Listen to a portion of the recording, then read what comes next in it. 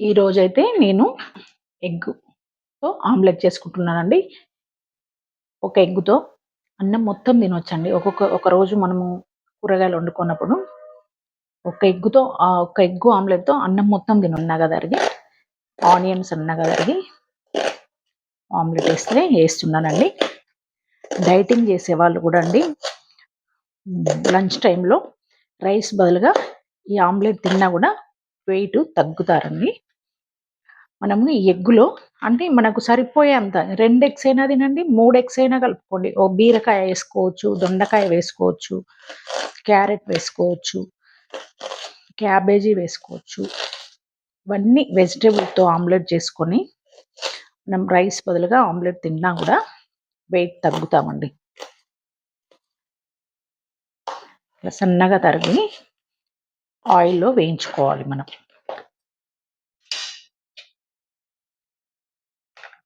Carrot కూడా కోరుకోవాలండి.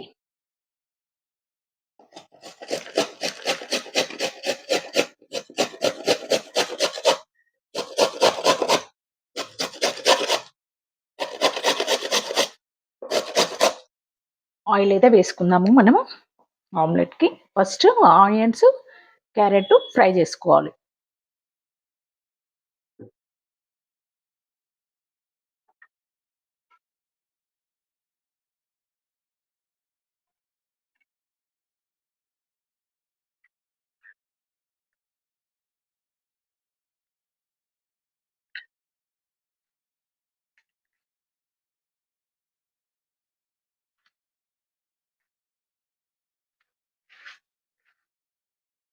మనం దీన్ని ఫ్రై అయితే చేసుకోవాలి. మనం ఇట్లా మంచిగా ఫ్రై అయితే చేసుకోవాలి.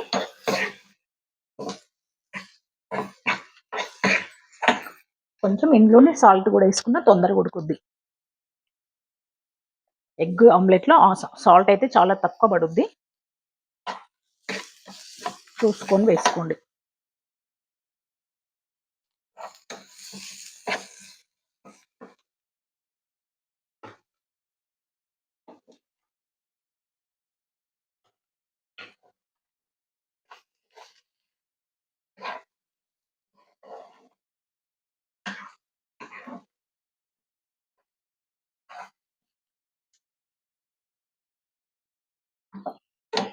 ఇంకా డీప్ ఫ్రై అయితే అయిపోయిందండి.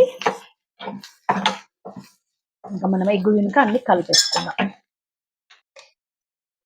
మనం కొంచెం మీరు ఎంత తింటారో అంత కారపొడి వేసుకోవాలి ఇందులోనే బౌల్లో.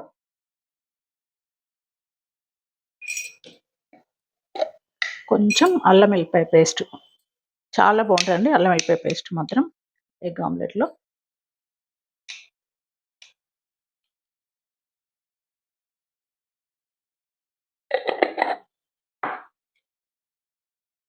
కొంచెం ధనియాల పొడి,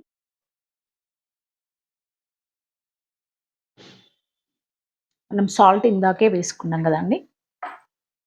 ఎగ్ అయితే వేసుకుందాం ఇప్పుడు. కొంచెం కొన్ని పాలు పోసుకుందాం, ఎందుకంటే ఈ పొళ్ళన్నీ ముద్దలుగా ఉంటుంది. పాలు పోసుకొని కొంచెం వాటర్ అయినా పోసుకోవచ్చు పాలు టైంకి, లేకపోతే ఇప్పుడు ఎగ్ వేసుకుందాం. అట్లా ఉండలు అస్సలు ఎగ్గులో కారము ఉప్పు అసలు ఉండలు ఉంటుందండి, అసలు విచ్చుకోదు. పాలు వాటర్ పోస్తే మాత్రం చాలా క్లియర్ అవుతాయి ముద్దలని. ఇంకా ఇందులో ఇప్పుడు ఇందాక మనం ఫ్రై చేసుకున్న క్యారెట్ తురుము, ఆనియన్,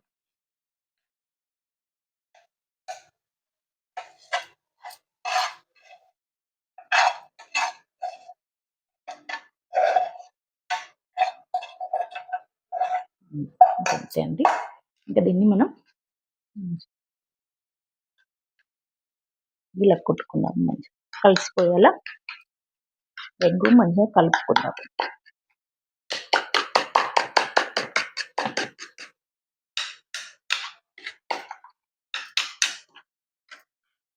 కొంచెం ఆయిల్ అయితే వేసుకుందామండి, సరిపోతుందండి. ఎక్కువ ఆయిల్ అవసరం లేదు. మనం ఫస్ట్ ఇందాక ఫ్రై చేసుకున్నాం కదా ఆయిల్ వేసుకొని, కాబట్టి కొంచెం ఆయిల్ అయినా సరిపోతుంది.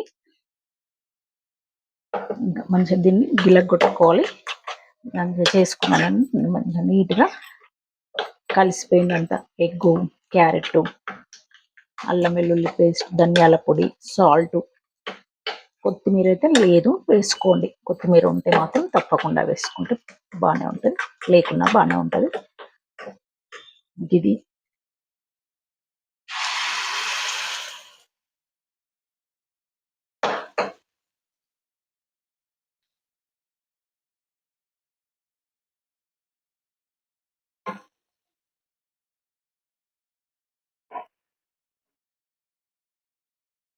చూడండి ఎంత పెద్ద ఆమ్లెట్ అయిందో, మందంగా పెద్ద ఆమ్లెట్ అయింది,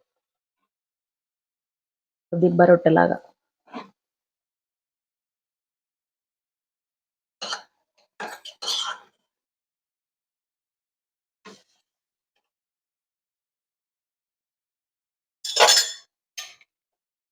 ఇంకా మంచిగా అయితే కాలిందండి. ఇంక ఇప్పుడు మనం తిప్పి వేసుకుందాం.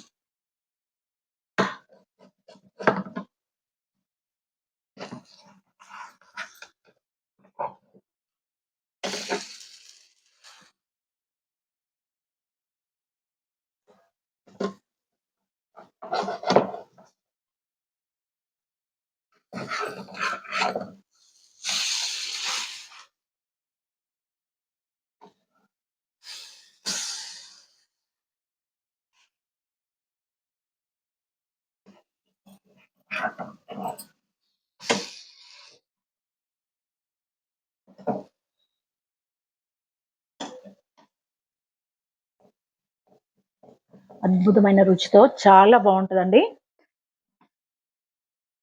ఒక్కొక్కసారి ఇంట్లో ఎగ్స్ లేకున్నప్పుడైనా, ఎక్కువ మంది ఉన్నప్పుడైనా ఇలా చేసుకుంటే అసలు పిల్లలు కూడా ఎంతో ఇష్టంగా తింటారు. మా ఇంట్లో అయితే అసలు ఎంత ఇష్టంగా తింటారు. ఎగ్ ఆమ్లెట్ తోని అన్నం మొత్తం కలుపుకొని తినొచ్చు, లేదా పప్పుచారులకు పక్కన పెట్టుకొని తినొచ్చు. అంత టేస్ట్ ఉంటుంది. ట్రై చేయండి తప్పకుండా.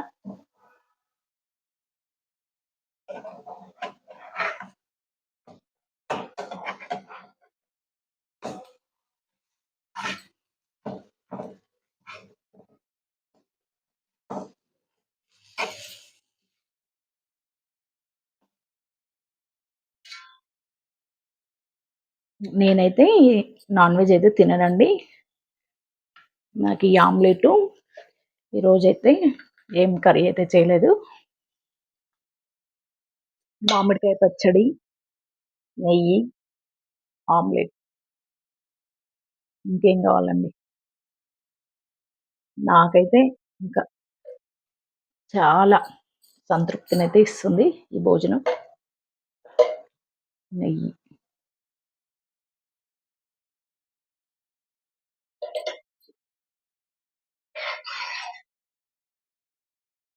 ఆమ్లెట్ పక్కన పెట్టుకొని, మామిడికాయ పచ్చడి పెట్టుకొని,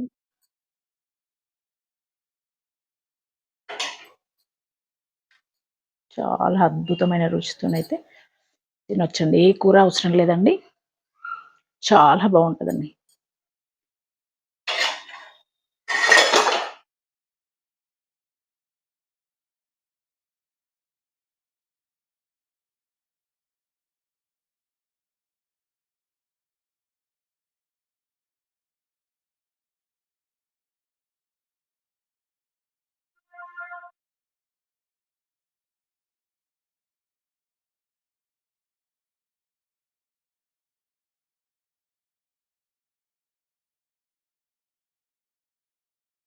చాలా బాగుందండి టేస్ట్ అయితే. ఈరోజైతే మా కింద ఇంకా చికెన్ తందూరియా ఏమో అండి చేశారంట. ఈరోజు నుంచి వాళ్ళది 3 years యానివర్సరీ అయిందని కొన్ని స్నాక్స్ కూడా స్పెషల్గా చేస్తున్నారండి ఈ రోజు నుండి మా కింద రెస్టారెంట్లో. కాబట్టి మాకు పైకి అయితే టేస్ట్ చూడమని ఆ అబ్బాయి వాళ్ళు తీసుకొచ్చి అయితే ఇచ్చారు. ఇంకా నేనైతే నాన్ వెజ్ తినను కదా, మా మా సార్కైతే, మా వారికైతే ఇంకా చికెన్ తందూరి తెచ్చారు. అదిగోండి. నాకైతే పన్నీర్ అంటండి 2 రకాలు చేసి తీసుకొచ్చాడు. నేనైతే 2 పీసులు, ఇదొక పీస్ అయితే తిన్నాను. చాలా బాగుంది టేస్ట్. ఇంకా స్వీట్ కూడా తెచ్చాడండి, ప్యాకెట్ తెచ్చిండు 1/2 kgది. ఇంకా నేను ఎక్కువ స్వీట్ ఏం తినను, పిల్లలు ఎవరు లేరు కాబట్టి నేనైతే ఈ 2 పీసెస్ అయితే తీసుకున్నాను. ఇంకా అంతే అండి, చాలా అద్భుతంగా ఉందండి టేస్ట్ అయితే.